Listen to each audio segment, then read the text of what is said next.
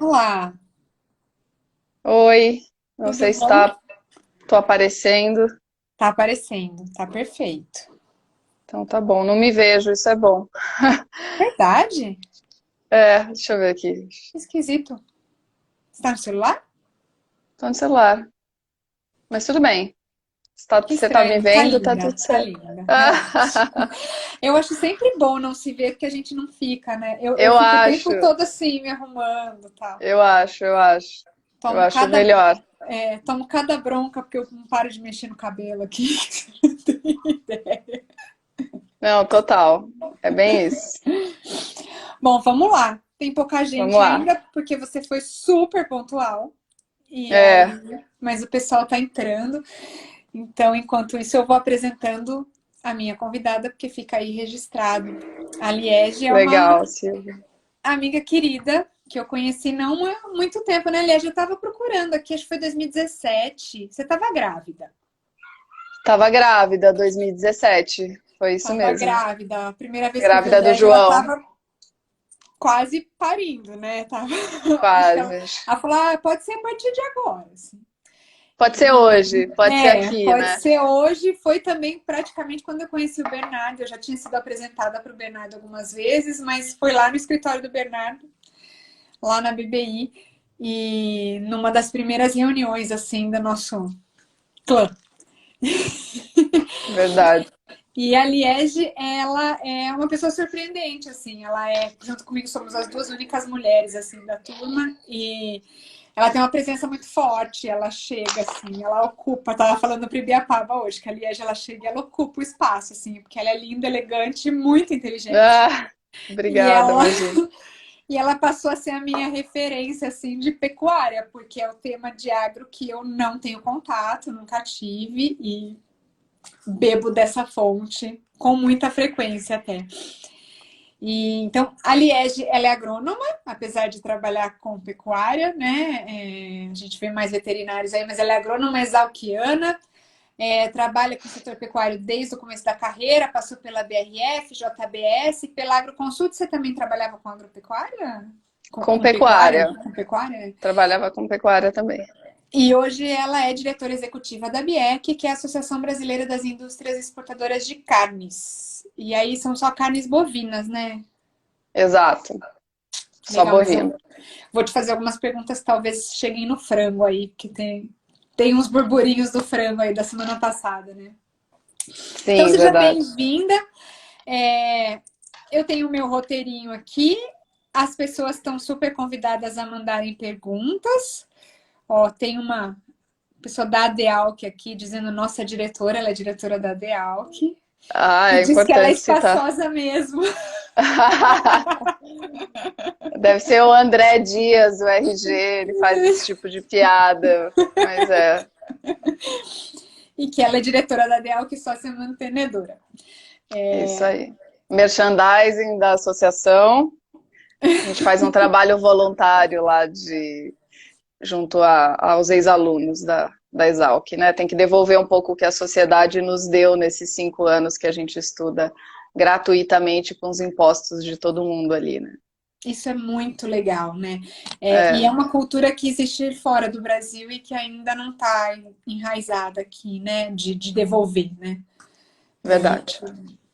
Eu fico um pouco injuriada, assim, até de pessoas que fazem curso superior, mestrado, doutorado e tal, e aí abandona a carreira e fez tudo ali no público, né? Com tanta gente precisando. Então, é importante voltar e. Dá uma live também, né? Como é que a Né? gente devolve para a sociedade, mesmo que não exercendo a área, né? Eu mesma fiz agronomia, trabalho com pecuária, é conectado, mas como é que a gente retribui a sociedade, quais as formas de retribuir a sociedade, principalmente a gente que estudou em escola pública, né?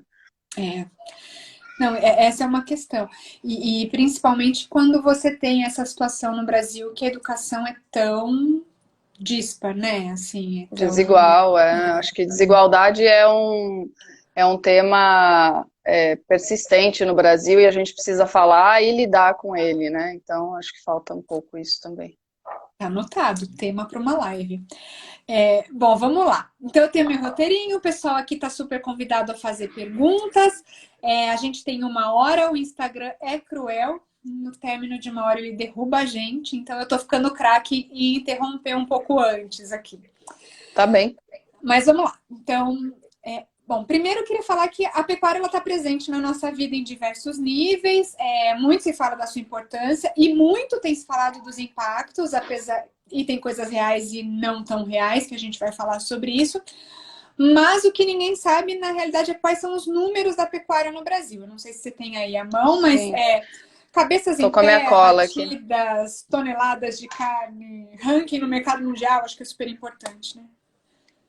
Bom, a pecuária brasileira é, sem dúvida, uma razão que nós, brasileiros, deveríamos nos orgulhar. É óbvio que tem polêmicas, é óbvio que a gente tem questões, muitas questões ainda a ser trabalhado. Eu costumo dizer que a agricultura no Brasil atingiu níveis de maturidade e profissionalismo muito rápido, e a pecuária está caminhando, está nesse processo. Ao mesmo passo, isso é um desafio muito provocador e otimista, porque com poucas ações a gente consegue trazer para a pecuária para um nível de profissionalismo e um patamar tecnológico muito rápido. Então é um desafio e ao mesmo tempo a gente tem esse resultado quase de maneira imediata quando a gente investe e trabalha junto aos produtores e com educação e tudo mais. Falando um pouco dos números que você me perguntou, Silvia,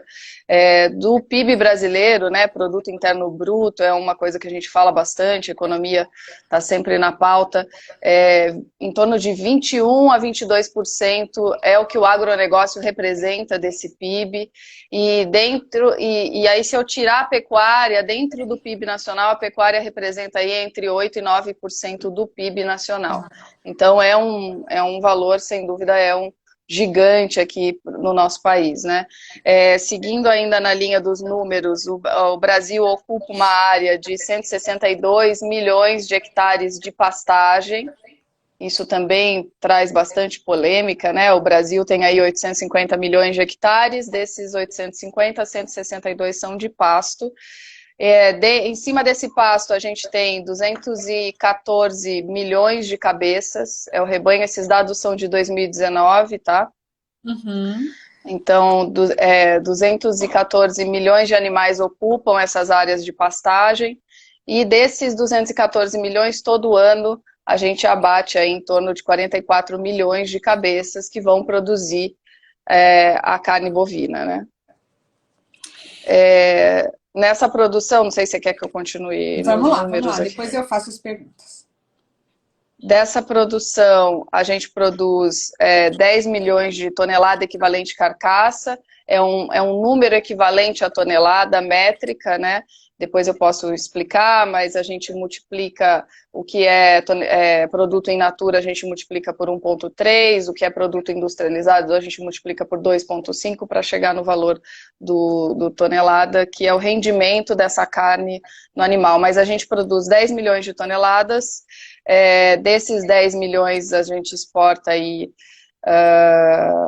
quase 20% dessa produção, 21% a 23%, e quase 80% fica no mercado interno, né? Então a gente tem aí uma exportação em toneladas métricas aí para facilitar, agora que eu vi aqui, eu pedi para colocar o número, 3,2 milhões de toneladas a gente exportou em 2018, em 2019 a gente exportou 3,6 milhões de toneladas e ficou no mercado interno aí 11 milhões de toneladas.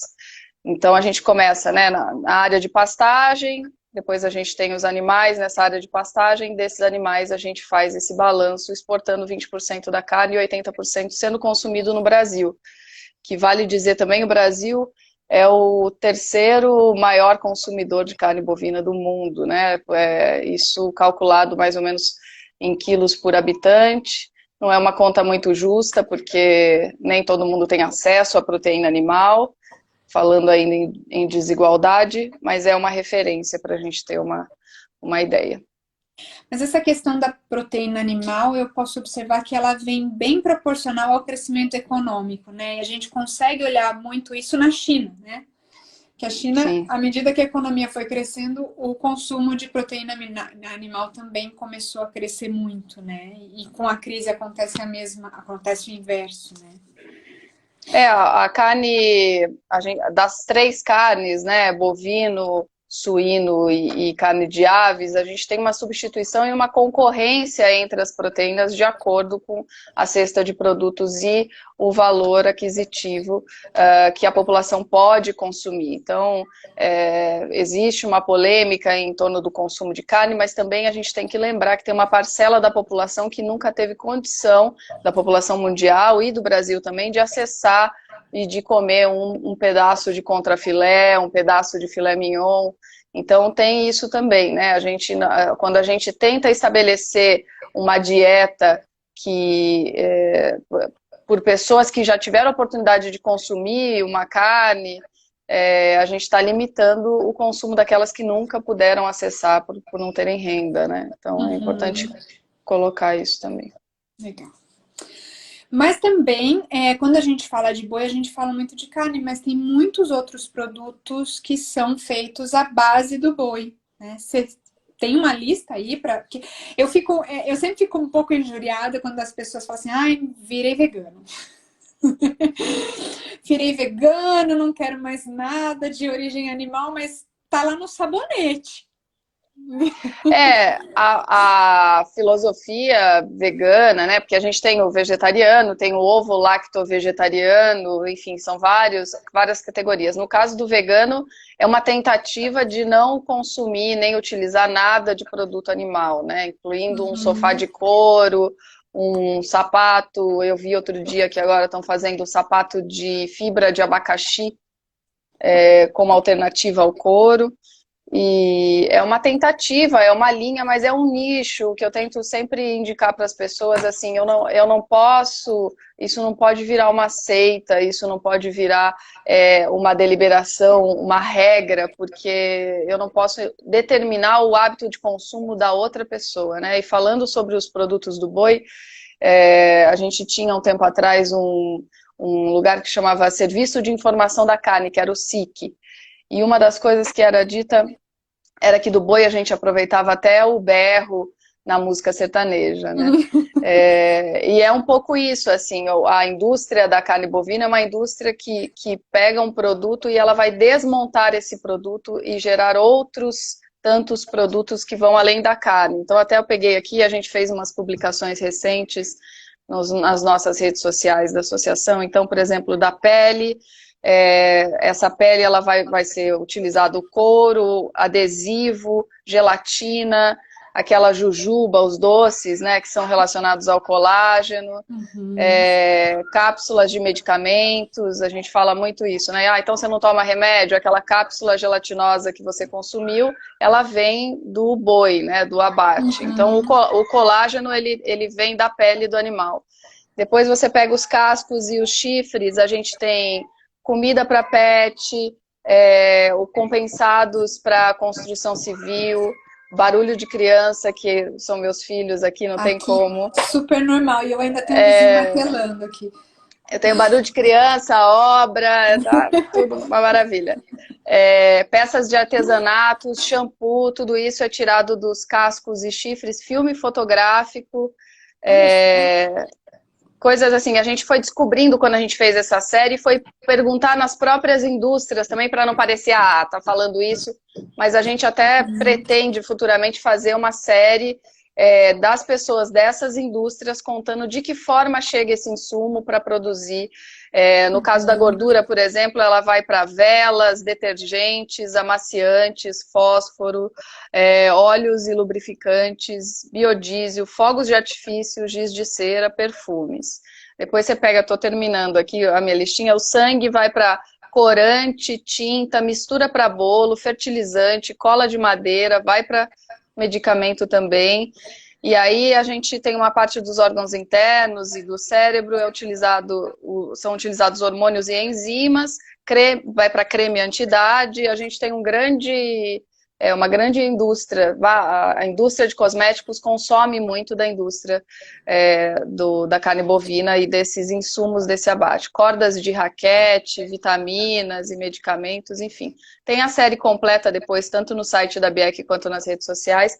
Vale a pena conferir essa gama de produtos, né, que a série chama Vem do Boi, né, muito além da carne e do leite, é uma série de outros produtos do dia a dia que tem origem no gado.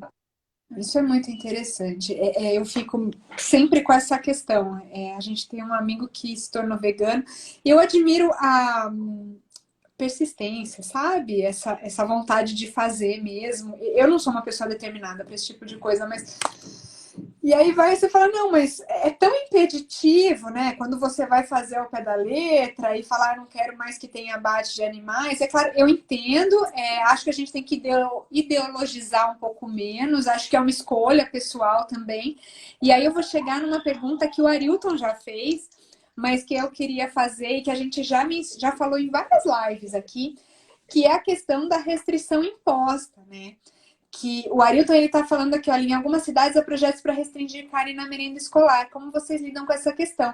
E aí a minha pergunta ia incluir também a questão da segunda sem carne, essa coisa praticamente impositiva, né? Como uma política pública de você interferir no direito de escolha do consumidor. Como é que a BIEC trata isso? Pois a gente tem uma parte de atuação institucional junto ao legislativo, e a ideia é informar. Eu acho que são duas coisas aí, né? A gente tem falado tanto no Brasil em democracia, e eu acho que ela precisa ser respeitada, então isso tem que vir em primeiro lugar, esse respeito. Muitas vezes essa coisa impositiva da legislação. Eu falo, os meus filhos estudaram em colégio pequenos, né? Eles são pequenos ainda, mas assim, no berçário, e tinha uma discussão, porque logo no segundo ano já era um suco adoçado, pronto, sendo que se você comprar uma laranja e espremer, o suco ele é mais saudável e mais barato para a escola. Então, pensando em merenda escolar, a opção da carne como uma proteína, para crianças, numa dieta que muitas vezes já é deficitária nas suas residências, quer dizer, tem crianças que vão e esperam a refeição. Eu estudei em escola pública, comi merenda escolar, e a gente sabe que a importância dela ser nutritiva, porque às vezes é a única refeição que aquela criança vai fazer no dia.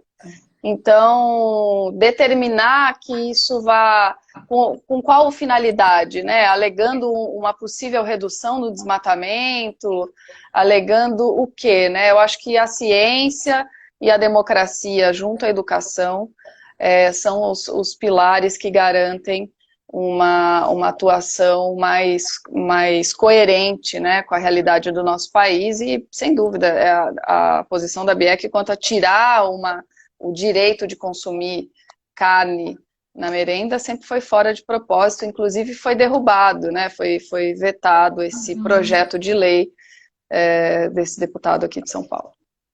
Eu acho que é a mesma coisa, a gente batalhou muito contra a que falava também de produtos orgânicos na merenda. Não que eu ache que sejam produtos ruins, pelo contrário, são produtos de excelente qualidade, mas eles são mais caros. E aí você acaba tendo um problema de recurso também, e eles não são mais nutritivos ou com mais risco do que os convencionais. Então não faz muito sentido, né? A Ana Beatriz, ela tá pedindo para repetir o nome da série. Acho que a série Vem do Boi, né? É uma série de posts ainda, a gente não virou vídeo ainda, mas chama Vem do Boi, tá no site da BIEC e nas nossas redes sociais também. Bom, depois eu vou marcar aqui a rede da BIEC para que vocês possam acessar. Acho que no meu primeiro post lá que chama para live tem a rede da BIEC. Tá, ótimo. Bom, então vamos lá. Bom, a pecuária, então, a gente não vai negar a importância, mas ela nem sempre foi assim, né? O Brasil, ele também nem sempre foi um grande produtor e nem sempre foi um grande produtor agrícola também, né? Ele vem crescendo. O Cristiano Lobo tá perguntando se pode participar do vídeo. Só dá para 2 pessoas, Cristiano. Quem sabe depois.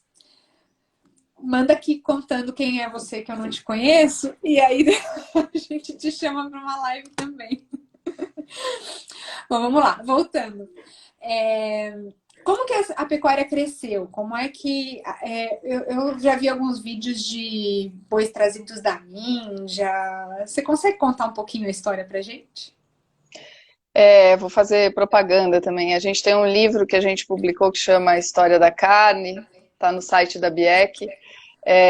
Mas, na verdade, o Brasil vem um gado indiano, né, o zebu, que hoje é muito presente na nossa pecuária, que é esse boi branco com o cupim, é uma característica do zebu, e a gente tem o gado europeu, que é um outro tipo de gado. Mas tirando o que é a realidade hoje, a pecuária ela sempre teve uma aptidão de demarcar fronteiras, né? Então ela começa no Rio Grande do Sul, depois vem a charqueada, e aí você vai fazendo essa expansão de fronteiras, né? O Brasil era um país e até a década de 60 a gente tinha uma política de incentivo ao desmatamento para abertura de novas áreas, e à medida que essas novas áreas iam sendo abertas, o boi era colocado como fronteiriço, né, para segurar essas áreas e demarcar esse território como algo mais efetivo e imponente na paisagem, vamos dizer assim. E aí a indústria, por sua vez, de carne bovina, foi acompanhando esse rebanho, né? Então a indústria sempre tentou se posicionar nos locais onde a gente tinha uma concentração maior de rebanho para poder ter o insumo da cadeia bovina, né? E isso me remete um pouco à questão do desmatamento. Quando você fala, me vem essa coisa que eu até ia deixar um pouco mais para frente para a gente falar, de demarcar. É real isso, então, de colocar rebanhos na Amazônia? A gente ouve muito, né, que desmatou, abriu uma clareira e colocou boi. E colocou É, pasto ali. Como é que é essa relação da pecuária com o desmatamento? Vou elaborar um pouco mais. O que é real, o que não é? Antes da gente entrar nos outros mitos aí.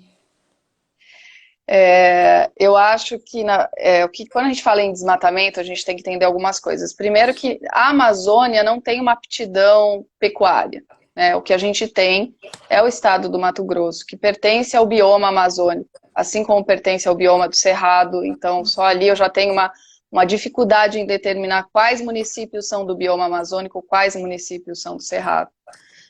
Teria que fazer esse levantamento e esse corte, mas, de novo, eu acho que a gente veio nos últimos anos, a gente não fala sobre o problema e a gente fala do que a gente tem tantos por cento preservado, que o Brasil é o país com o código florestal mais rigoroso do mundo, e de fato tudo isso é verdade, mas acho que não só quem trabalha com pecuária, como os nossos importadores e os nossos consumidores estão um pouco cansados desse tipo de abordagem. Isso já é sabido, que bom, o Brasil, de fato, a gente herdou essa aptidão em conservar, em ter esse tamanho de área conservada, coisa que a Europa não tem, a Rússia tem mais, mas porque são áreas congeladas. Então, falando um pouco disso, o que acontece? Eu acho que a gente precisa começar a entender qual é o problema do desmatamento no Brasil. O problema do desmatamento no Brasil começa com o roubo de terras públicas. O desmatamento que acontece, em sua maioria, são nessas terras públicas, não são dentro das propriedades. Existem setores que estão certamente lucrando com esse desmatamento e abertura dessas áreas, tanto com a madeira ilegal que sai dessas áreas, como futuramente a lavagem de dinheiro e a possibilidade de produção nessas áreas. Isso não tem nada a ver com o pecuarista. Então, a gente precisa separar o que é pecuarista, o que é produtor rural, do que é bandido, que é disso que a gente está falando aqui. Então, essas áreas são abertas no bioma amazônico de forma ilegal. E, num primeiro momento, para se ocupar essas áreas e não caracterizar como uma área improdutiva, essas pessoas que não são os produtores rurais colocam os animais nessas áreas, porque a pastagem ela se estabelece de uma forma rápida e com isso eles colocam ali os animais se caracterizando como pecuária, mas isso não é pecuária, isso é uma ocupação, de fato é a aptidão da pecuária, desde que a história acontece no Brasil, só que o que vem acontecendo, a gente vem tratando o depois que essa área já está aberta, o depois que esse animal já está nessa área, quando essa área possivelmente se torna legalizada de alguma forma, e aí a gente vai tratar disso, mas a gente tem que tratar a causa, não a consequência. Então, assim, a gente tem que entender por que no Brasil ainda é permitido a grilagem de terra. Por que que isso acontece e a gente não fiscaliza, e a gente não impede a grilagem de terra, e a gente não acaba com esse ciclo ilegal de venda de terras públicas e de madeira. Eu acho que é mais nesse sentido. E com isso eu também não estou falando do setor produtivo de madeira, a gente sabe que tem madeira certificada, que tem floresta plantada, e é um belo trabalho que as associações e as empresas vêm fazendo. Então, assim, por parte da BIEC, a nossa preocupação é a seguinte, o fato é, esse animal não vai morrer de velho ali naquele pasto aberto ilegalmente que ele foi colocado. Algum frigorífico vai comprar. Agora, eu represento uma indústria, são 32 empresas, 150 unidades, 150 CIFs, que são empresas que estão sob o regime de fiscalização federal e que estão aptas a exportar carne. Então, muitas delas têm capital aberto, são cobradas pelos seus investidores, e já está claro para essas empresas que a sustentabilidade é uma questão de saúde financeira dessas próprias empresas. Então, o controle do desmatamento, o controle dos seus fornecedores. Agora, o que precisa ficar claro é que esses fornecedores dessas áreas, eles vão ser excluídos da produção, né? Eles vão ser excluídos da compra de gado dessas empresas. Só que existem outras empresas que vão continuar comprando. Então, assim, o Brasil, só para quem está assistindo e para contar um pouco, a gente tem 3 tipos de fiscalização no Brasil. A fiscalização federal, que permite que esses frigoríficos exportem. Eu tenho que ter um funcionário do Ministério da Agricultura dentro do meu estabelecimento todo o tempo que eu estou produzindo a carne. Eu tenho o serviço de fiscalização estadual, cuja finalidade é o próprio estabelecimento contrata um responsável técnico, um médico veterinário para estar ali. Não é um funcionário cedido pelo governo. E ele só está apto a comercializar no estado. E eu tenho serviço de fiscalização municipal, da mesma forma que o estadual, o próprio estabelecimento contrata o técnico responsável, e ele está limitado a fornecer o produto no âmbito municipal. Quando eu exporto, eu estou me expondo de uma maneira, eu estou potencializando a minha exposição, né? Então, esse produto está chegando na mesa do consumidor do mundo inteiro, e a responsabilidade é desse frigorífico que produziu. Então, esses diferentes níveis de fiscalização do Brasil já acabam favorecendo a compra desses animais que não são comprados por aqueles frigoríficos que controlam os seus fornecedores e que não compram animais de áreas de desmatamento, não compram animais de produtores rurais que têm problemas com a justiça do trabalho, no caso, estão na lista do trabalho escravo. Então a gente consulta a lista do IBAMA, a lista do trabalho escravo e mais os TACs que foram assinados por esses frigoríficos. Então existe um controle sim da indústria, existe uma tentativa da indústria em mitigar esse problema, mas enquanto eu tiver para quem vender esse animal, e também enquanto eu não pensar em como esse produtor rural que chegou nessa área ilegal e começou a produzir, estava desavisado e não sabia, ele não tem para quem vender e ele vai ser marginalizado, ele vai ser excluído da atividade, ele vai virar um problema social. Então a gente trabalha com 2 problemas, um problema social que no tripé da sustentabilidade a gente pouco vê ser abordado, a gente fala do econômico, fala do ambiental, mas não fala do social, e a gente tem um problema de saúde pública, porque em que condições estão sendo abatidos esses animais que são comprados por esses frigoríficos que não têm fiscalização? Né? Então eu acho que a ilegalidade de maneira sistêmica e estrutural, precisa ser combatida em todos os setores. Agora, falando em desmatamento, a gente precisa acabar com essa ilegalidade das terras no bioma amazônico, né? Que são ocupadas, num primeiro momento, por animais, mas a gente vê muitas áreas que eram ditas como pecuária, depois vindo soja e outras produções, né? Não, essa questão é muito importante, né? De como as empresas assumem essa responsabilidade. Ontem eu estava ouvindo um podcast da Marina Mata, da BEAR, bem interessante. Ela estava falando sobre um novo conceito de capitalismo moral, que seria a nova forma de fazer negócio mesmo, uma nova preocupação das grandes empresas com sustentabilidade, com a questão social e tudo mais, e que a partir do momento que essas empresas começam a comprar carne que vem da Amazônia de desmatamento, elas acabam também comprometendo a sua imagem e tem problemas com investidores. Então a gente não pode esquecer que tem acionistas que estão olhando para isso também, né? E também quando você falou da soja, que depois segue a pecuária na grilagem, existe até um projeto chamado Moratória da Soja, que faz com que as empresas não comprem, né?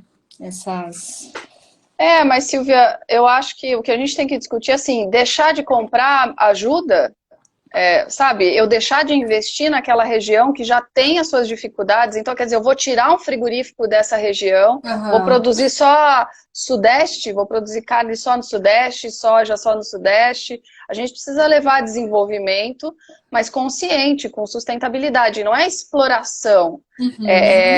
Com a própria ministra Tereza Cristina disse isso outro dia, com as áreas que a gente já tem aberto aqui no Brasil, a gente tem condição de continuar sendo um país cada vez mais produtivo. Eu posso aumentar minha produtividade por área. Eu não preciso de mais áreas. Isso já é um ponto pacífico no agronegócio como um todo, né? E a pecuária é um grande fator para isso, né? Porque todas as vezes que eu vi essa questão de que a gente pode usar a mesma área, ela leva em consideração uma redução de área para a pecuária, porque hoje a pecuária brasileira ela é muito extensiva, né? Existe essa tendência? A pecuária brasileira, ela tem, como eu falei, a gente ainda tem um longo caminho a percorrer em termos de unidade de animais por hectare. A gente sabe que a ocupação, que é esse número, ainda é baixa, então a gente pode aumentar muito a ocupação nas áreas que a gente já tem. E como que a gente faz isso? Com tecnologia. A gente tem exportado e abatido os animais cada vez mais jovens. Então, o tempo de uso dessas terras e o tempo desse animal no pasto também diminui. Então, a gente está caminhando para isso, e é com esse incentivo de aptidão e de extensão rural, porque muitas vezes você pega um pequeno produtor que não consegue fazer a sua produção ser rentável, porque ele tem uma área pequena, numa região que tem grandes produtores, mas se muitas vezes, às vezes, trocar o que ele faz, que é recria e engorda, ele começar a produzir cria, que é bezerro, que precisa de uma área menor, ele consegue uma rentabilidade e ele vai fornecer para esses outros pecuaristas que estão concorrendo com ele na mesma região. Então é muito de se avaliar cada região e aumentar a produtividade por área, mas para isso eu preciso da extensão rural, né? E da educação no campo, isso é nítido cada vez mais. Super importante. Eu tenho aqui mais um monte de perguntas, mas temos muitas perguntas da nossa audiência. Pessoal, eu vou pular os elogios, muito obrigada. Adoramos elogios, podem continuar mandando, eu só não vou lê-los porque somos humildes, modestas. E o Rossi Barros fala que é preciso abrir novas fronteiras agrícolas. E o Arilton, ele pergunta se é possível rastrear o boi desde o nascimento até o abate. Qual que era a primeira pergunta? Novas fronteiras agrícolas? Eu acho que é só uma afirmação. Ele fala é preciso abrir novas fronteiras agrícolas. Provavelmente tinha a ver com aquilo que a gente estava falando na hora que ele colocou. Mas a pergunta mesmo é a do Arilton, se é possível rastrear o boi desde o nascimento até o abate. É possível, o tema rastreabilidade está em pauta. Cada ano a pecuária ganha uma palavra-chave para se pensar e se reinventar, né?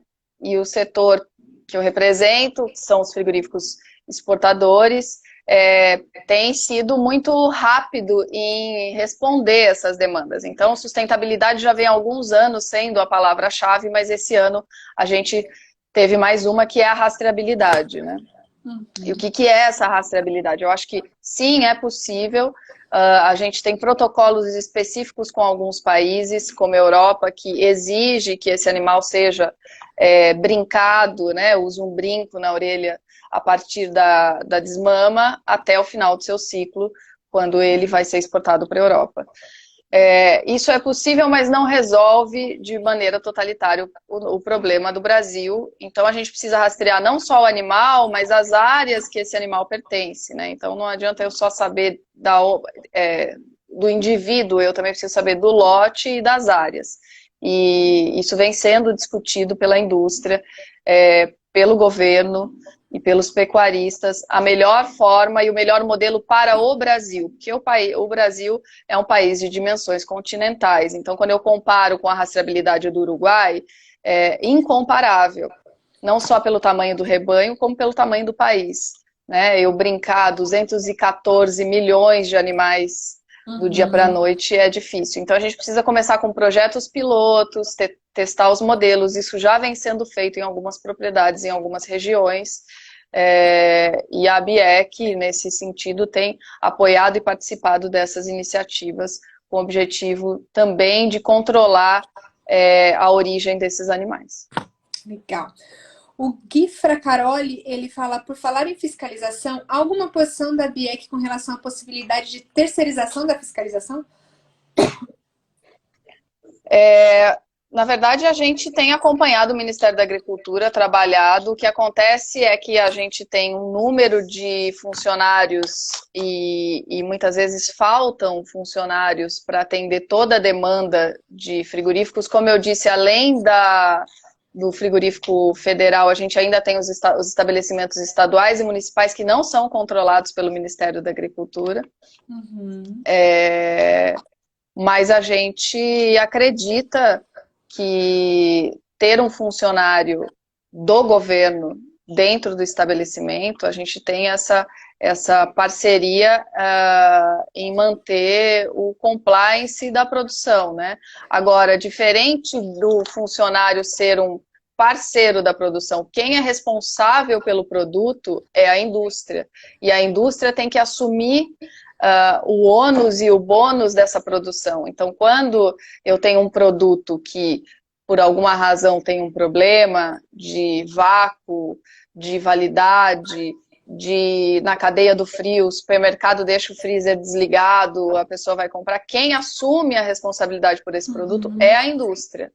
O Ministério da Agricultura, no caso dos frigoríficos com fiscalização federal, tem um papel fundamental de auditar esses frigoríficos, mais do que fiscalizar. Eu acho fiscalização um termo, muitas vezes, complexo, mas eu acho que ele tem esse papel de auditar essa produção e garantir para o consumidor que essa produção está dentro dos parâmetros. O Ministério da Agricultura tem diversas normatizações, legislações, para que a produção seja seguida nessa linha. E a gente acompanha isso diariamente através dos nossos processos. Eu acho que isso não só para o consumidor local, mas ele confere credibilidade para terceiros mercados, né? Quando a gente fala em abertura de novos mercados, e o Brasil tem sido campeão nisso, né, em abrir mercados para carne, principalmente, o fato de você ter um funcionário público ali do governo especializado e acompanhando é muito importante, não é? Ele chancela a nossa produção, inclusive nos momentos de negociação, mas a responsabilidade pelo produto é da indústria, né? Isso é base de tudo no nosso setor. Legal. Bom, aqui o Cristiano Lobo, ele pergunta, na verdade ele afirma, e eu queria colocar isso em forma de pergunta, que existe muita maquiagem para conseguir certificações.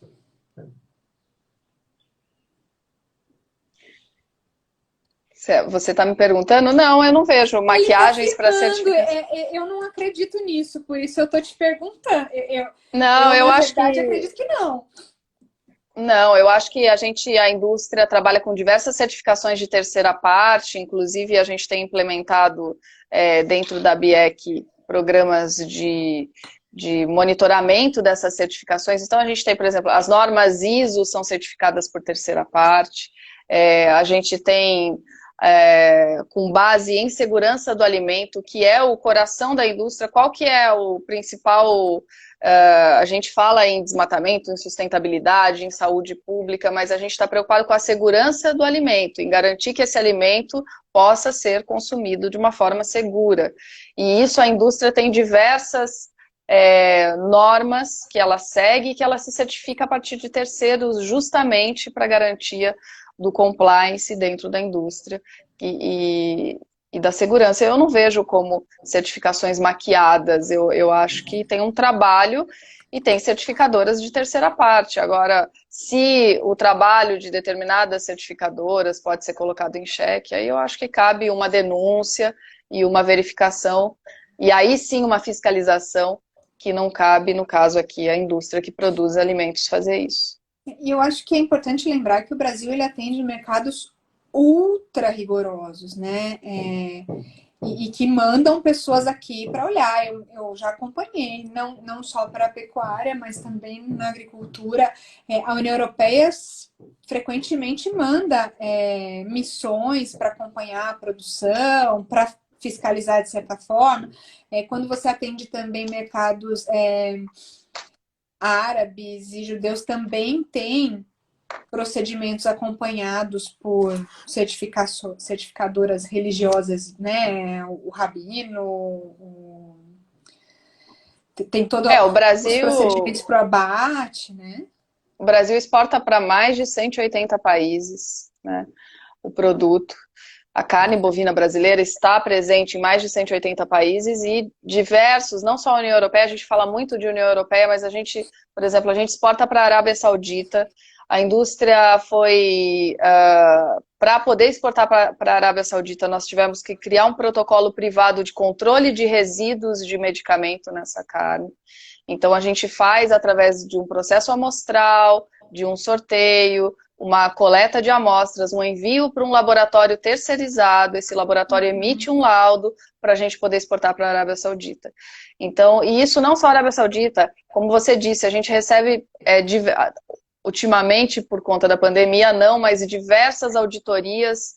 Ultimamente nós temos feito auditorias online, então a delegação chinesa vai na Embaixada Brasileira na China e assiste ao vivo a produção da carne e pode checar o frigorífico e os parâmetros de controle e garantia da qualidade que a gente faz de uma forma rigorosa, ou seja, os frigoríficos que estão, e com isso eu não estou dizendo que frigorífico que está sob o regime de inspeção estadual e municipal não tenha parâmetros de controle ou não seja bom, mas a gente sabe que tem uma facilidade ou uma menor cobrança de parâmetros se a gente comparar com os frigoríficos que exportam, justamente pelo risco de colocar esse produto na mesa de tantos países, né? Achei super interessante isso que você falou. O que a pandemia está trazendo de novo, né? Auditoria ao vivo por vídeo é bem interessante. Ó, o Cristiano, ele falou que ele ia dormir porque ele tá no Japão, mas ele coloca parabéns pela iniciativa e viva gloriosa. Exalc, Bom, então eu vou entrar numa outra parte aqui da nossa conversa, que são os mitos. Que a gente tem ouvido falar muito nas redes sociais e tem algumas personalidades, não vou citar nomes específicos aqui porque eu não quero briga com ninguém, que falam muita coisa da pecuária e que são rebatidos muito fortemente também pelos pecuaristas e pelos agropecuaristas de plantão aqui. Primeiro, o pum do boi. Muito se fala que o pum do boi é um dos maiores poluentes e que ele é responsável pelo buraco na camada de ozônio. E tem verdades, mas tem muito exagero aí, né? Conta pra gente qual que é essa história do pum do boi, mas conta pra quem nunca ouviu falar, tá? Bom, na verdade, a gente tem essa questão das emissões, que tem sido uma preocupação, é, tanto na questão das mudanças climáticas, e aí a gente entra numa esfera maior da discussão se há mudanças climáticas por conta das emissões, tem a turma negacionista que não há mudanças climáticas, não há buraco na camada de ozônio, não temos problema, e depois temos as calotas polares derretendo, e aí vem essa coisa toda e Se é acaba no bolo. antropomórfica ou não, né? Também tem essa questão. Se é o homem que está causando ou se é um aquecimento natural dos ciclos Pois é, terrestres, eu né? não sou especialista nessa área, mas a conta acaba chegando aqui no nosso boi, né, nesses animais que estão aqui no Brasil. Então eu acho que a gente tem que começar a entender começar a entender as diferenças. Começa que o boi no Brasil, diferente do resto do mundo, talvez a Austrália é um pouco parecido, mas a Austrália ainda tem confinamento. A gente tem, acho que posso estar falando um número errado, mas se não me engano, 8% só de confinamento no Brasil, e nem é um confinamento total. Esse animal ele é confinado, ou seja, ele vai numa restrição de espaço para consumir um alimento e transformar em gordura e músculo mais rapidamente no final da vida, uma porcentagem pequena. Então, a maior parte do tempo esse animal vive livre num pasto, criado a pasto, quer dizer, a gente explora pouco até no mercado internacional do quanto o nosso boi é verde, né, nesse sentido, assim, o Dr. Pratini estava na BIEC, a gente explorava um pouco essa, naturalmente saudável, né, a gente tem um gado naturalmente saudável. E que vive, então já começa por aí. Eu acho que muitos estudos acabam fazendo uma conta de emissão a partir do animal confinado, que é o animal que está nos Estados Unidos, na Europa, que também são grandes produtores de carne. E não é bem o pum, né? Na verdade, o boi, ele é um animal que rumina. Então, além do sistema digestivo, como é o nosso, com o estômago, ele tem o rumen que processa tudo que ele come. E durante esse processo ruminal, pode ver que quando a gente olha um animal que ele acabou de comer, parece que ele está mastigando o tempo inteiro. Ele ainda está fazendo aquela digestão, ele emite o que seria um arroto, e nesse arroto a gente tem o metano, que é uma formação com carbono. E esse metano, essa quantidade de animais emitindo metano, iria para a atmosfera e contribuiria com o problema da camada de ozônio devido ao excesso do carbono. E se eu não me engano, e aí também confesso que eu não sou especialista nisso, mas o CH4, que é o metano, se transforma em CO2, só que a gente tem diversos fatores que não são contabilizados e que hoje tem estudos levando isso em consideração, que é a gramínea, que é o pasto, ela tem um balanço de carbono, ela capta esse carbono da atmosfera. E isso não é considerado dessa emissão de pegada de carbono, né? Então, de que forma isso é compensado? No Brasil, a gente tem aumentado também o tipo de pecuária. A gente tem uma pecuária, cada vez mais os sistemas agroflorestais têm sido implantados, então os sistemas lavoura, pecuária, floresta, então com essa aproximação de outras formas de produção, a gente também diminui esse balanço de carbono da pecuária. Com isso, eu não estou dizendo que não haja emissão. Sim, há emissão. Agora, essa conta toda que é colocada na pecuária é que a gente precisa de mais pesquisas, investir nos nossos professores e nas nossas universidades aqui do Brasil, para olhar o sistema produtivo do ponto de vista do sistema produtivo brasileiro, que é esse sistema do boi criado a pasto, um boi que tem ficado cada vez menos tempo no pasto, porque tem sido abatido mais jovem, por uma exigência do mercado internacional, mas também do consumidor brasileiro. Então, uma carne de um animal mais jovem é uma carne mais macia. Então, o ciclo produtivo do boi também tem sido menor, e com isso a emissão também tem diminuído. Então, a gente precisa olhar para isso. E para diminuir, a gente precisa estimular cada vez mais uma produtividade maior e uma tecnologia que consiga tirar esse animal de ciclo longo mais cedo do pasto. para que se transforme em carne. Então, quer dizer, eles fazem a conta considerando o mesmo padrão europeu ou americano, que estaria confinado, e aí multiplica pelo número de bois que tem no Brasil, mas não considera que existe uma quase neutralização da emissão, porque eles estão no pasto, né? Exatamente, eu acho que tem outras formas de se... eu não sei te dizer, eu não acho que chegue a zero. A emissão existe, sim, eu não posso dizer que não tem emissão, isso é tudo... Mas a gente tem feito medidas cada vez mais rigorosas de controle e de mitigar, diminuir essa emissão, inclusive através do balanço de carbono no solo, que não é considerado... dado que a aptidão brasileira vem das gramíneas e não da utilização de confinamento. Ainda falando sobre essa questão de confinamento, e eu não vi, a nossa conversa está tão gostosa que eu não percebi passar, a gente tem 9 minutos aqui. Eu participei muito do acordo Mercosul-União Europeia, e muito se falava em bem-estar animal. Até como um bode na sala, assim, para que não deixasse que o acordo evoluísse. Os europeus falavam que o Brasil não se preocupava com o bem-estar animal. E a gente sempre ficou bastante frustrado com esse discurso, porque bem-estar animal é colocar música clássica para o boi ouvir na hora do abate, ou é criar ele livremente no pasto, consumindo pastagem de qualidade e tudo mais. Quais são as demandas para garantir o bem-estar animal e como que o Brasil está nesse processo?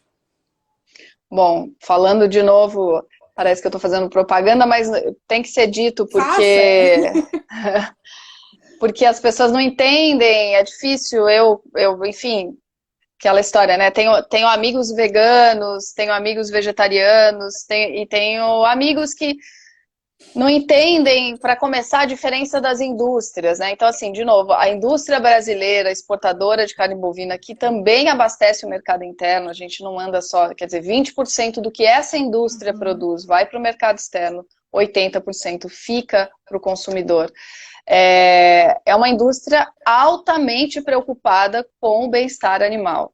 Então, assim, e não é só por uma questão de ser bom ou de ser mal, porque quando o animal tenha garantido o seu bem-estar, ele garante um produto melhor, ele dá menos trabalho, porque a indústria, ela de fato produz carne, ela não é simplesmente o abate de um animal e isso vira carne como mágica. Tem diversos processos e controles dentro da indústria para garantir a qualidade desse alimento. E é um alimento que você manipula, então você precisa garantir a não contaminação, o controle de resíduos, e nada disso é levado em consideração, porque o que a gente vê por aí, em diversos, inclusive, documentários apresentando o Brasil e o abate, eles pegam muitas vezes imagens desses abates clandestinos, que o animal não passa por uma insensibilização. Então, assim, começa que a indústria brasileira de carne investe em transporte, então o que a gente vê muitas vezes na estrada, tem esses caminhões boiadeiros, todo estragado, velho, caindo aos pedaços. A maioria das indústrias ou terceiriza a sua frota, ou tem uma frota própria para buscar esses animais nas fazendas. E todo o caminhão é pensado numa forma do boi não ficar se batendo dentro do caminhão durante o transporte. Então esse animal é transportado da melhor maneira possível até chegar no frigorífico. Ele fica separado em lotes no curral do frigorífico até a hora do abate, recebendo uma dieta hídrica para poder ser abatido. Quando ele entra para o abate, esse animal é insensibilizado, ou seja, ele não sente dor no momento que ele é abatido. Então, tudo isso é trabalhado para garantir não só o bem-estar do animal, como a qualidade do produto final. Uma carne macia, o animal que vem se batendo no caminhão me traz problemas na hora de abater. E o médico veterinário, tanto da área de qualidade do frigorífico como de inspeção do Ministério da Agricultura, está ali para garantir que animais que estejam contaminados com cisticercose sejam descartados, controle de brucelose, tuberculose. Eu não sou veterinária, sou agrônoma, mas assim, tem uma série de protocolos e de controles que são realizados dentro da indústria, pela própria indústria, e que o Ministério da Agricultura checa para garantir, e caso algo seja detectado, esses animais são descartados. Uhum. Então, assim, é muito rigoroso o controle dentro da indústria, vale a pena conhecer a indústria que faz e que investe, porque a gente está falando de um outro tipo de relação no consumo de carne bovina. Bacana. Outra pergunta, não, o Arilton está perguntando se a BIEC também representa carnes à base de planta. Nós temos associados que produzem carne plant-based, mas nós não somos associação desse produto, mas tem alguns associados que produzem. Legal. E aí eu vou usar uma última pergunta aqui, eu tinha várias outras, mas a gente não vai ter tempo, e vai um pouco para o frango, mas pode trazer também, porque você que me explicou a semana passada, então eu vou trazer essa pergunta. Na semana passada teve uma notícia que preocupou muita gente, falando que foi exportado frango brasileiro para a China contaminado com Covid. E aí, a primeira coisa que eu fiz foi perguntar para a Liege, dá para acontecer isso? Pode? Porque tem um paralelo também com a carne. E aí a minha pergunta é, pode? Não pode. O que aconteceu, na verdade, vou até pegar minha cola aqui, e minha cola é do Ministério da Agricultura. O que aconteceu foi que na embalagem secundária, ou seja, na caixa de papelão que envolve as peças que estão embaladas lá dentro, foi encontrado a presença de um traço possivelmente de um vírus que aparentemente poderia ser o SARS-CoV. E é uma molécula, uma parte que é o ácido nucleico do vírus. Esse carregamento foi para uma inspeção, de novo, né, eu não trabalho com frango, mas e quando fizeram a inspeção tanto das pessoas que tocaram nessa caixa, quanto no produto, na embalagem, não foi detectado o vírus, né? E até teve uma live essa semana com uma professora justamente explicando, depois eu posso, de alguma forma a gente pode divulgar esse link, eu acho que ficou disponível, explicando por que o vírus não tem como se proliferar, né, dentro de uma carne embalada a vácuo, congelada, que viajou 30 dias, 40 dias para chegar na China, né? Então tem, sim, uma histeria natural do momento, um receio, né, de, poxa, eu tô aqui em casa, isolada, não saio para nada, fui colocar o lixo, peguei Covid, né? Uhum. Mas o Covid é muito mais uma transmissão pelo ar, pelas partículas que circulam no ar, a partir do espirro, da tosse, da fala, e da distância que você está de uma outra pessoa, e não através do alimento. E ainda, para garantir esse alimento, ainda vai ser cozido, frito, então assim, realmente não há risco de contaminação de Covid através de alimentos, no caso da carne, tanto de frango quanto bovina, mas esse caso especificamente foi um caso com a carne de frango que chegou na China, e o próprio Ministério da Agricultura fez uma nota, tá no site, das amostras coletadas, analisadas, e todos os testes foram negativos. Bacana. Bom, eu estou sendo avisada aqui pelo Instagram que nós temos 30 segundos, então eu vou agradecer muito. Ali foi uma delícia. Espero Obrigada, que a gente possa Sil. se encontrar logo e comer aquele churrasco gostoso. E a nossa live fica salva no IGTV e sobe para o canal da Think Brasil ainda hoje. E continuando esse tema, a gente deve ter nos próximos dias a BRF falando de alimentos industrializados e de carne. A gente tem, assim, já está falando de parcerias público-privadas em sustentabilidade também. Então, um beijo. Obrigada. Obrigada. Obrigada, eu estou à disposição. Tchau, tchau.